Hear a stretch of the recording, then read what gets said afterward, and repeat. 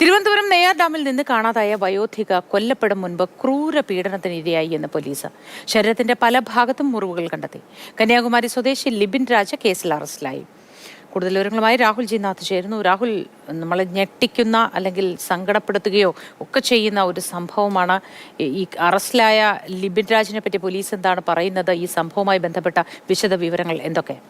മോത്തി, അറസ്റ്റിലായ ലിബിൻ രാജിനെ സംബന്ധിച്ച് ഒരു ക്രിമിനൽ പശ്ചാത്തലമുണ്ട്. പല പേരുകളിലാണ് അറിയപ്പെടുന്നത്. നിലവിൽ എന്തായാലും ഇവിടെ നിന്ന്, അതായത് നെയ്യാർ ഡാമിൽ നിന്ന് പള്ളിയിലേക്ക് പോകാറുണ്ട്. പോയി കഴിഞ്ഞാൽ തിരികെ എത്തുന്ന ദിവസങ്ങൾക്ക് ശേഷമാണ്. അതുകൊണ്ട് തന്നെ കുടുംബം പരാതി നൽകാനും വൈകിയിട്ടുണ്ട്.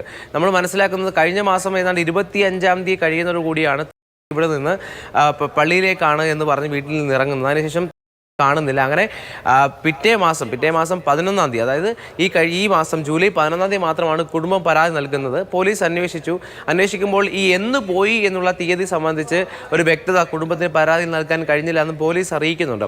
ആ ഘട്ടത്തിലാണ് തിരുനെൽവേലിയിലെ ഒഴിഞ്ഞ പറമ്പിൽ നിന്ന് ഒരു മൃതദേഹം തിരുനെൽവേലി പോലീസിന് ലഭിക്കുന്നത്. പോസ്റ്റ്മോർട്ടത്തിലാണ് കഴുത്ത് ഞെരിച്ചാണ് കൊല്ലപ്പെട്ടിരിക്കുന്നതെന്ന് മനസ്സിലായിരിക്കുന്നത്.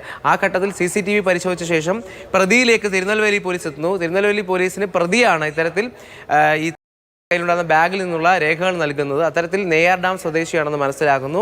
അങ്ങനെയാണ് തിരുനെൽവേലി പോലീസ് നെയ്യാർ ഡാം പോലീസുമായി ബന്ധപ്പെട്ട് ഈ സംഭവം അറിയിക്കുന്നത്.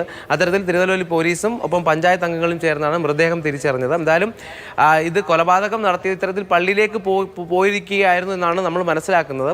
അങ്ങനെ ഈ ലിബിൻ രാജ് എന്ന് പറയുന്ന വ്യക്തി സൗഹൃദം ഉണ്ടാക്കുന്നു. മറ്റൊരു സ്ഥലത്തേക്ക് കൊണ്ടിറക്കാമെന്ന് പറഞ്ഞ് ബൈക്കിൽ ഇവർ ഒരുമിച്ച് യാത്ര ചെയ്യുന്നു. അങ്ങനെ മറ്റൊരു സ്ഥലത്ത് കൊണ്ടുപോയി ക്രൂര പീഡനത്തിനിടെ ഇരയാക്കിയ ശേഷമാണ് കൊലപ്പെടുത്തിയതെന്നാണ് മനസ്സിലാക്കുന്നത്. എന്തായാലും പോസ്റ്റ്മോർട്ടം റിപ്പോർട്ടിൽ ശരീരത്തിന്റെ പല ഭാഗങ്ങളിലും മുറിവുള്ളതായി പറയുന്നുണ്ട്. എന്തായാലും സംസ്കാര ചടങ്ങുകൾ തിരുനെൽവേലിയിൽ തന്നെ കുടുംബം നടത്തിയ ശേഷമാണ് മടങ്ങിയെത്തിയത്.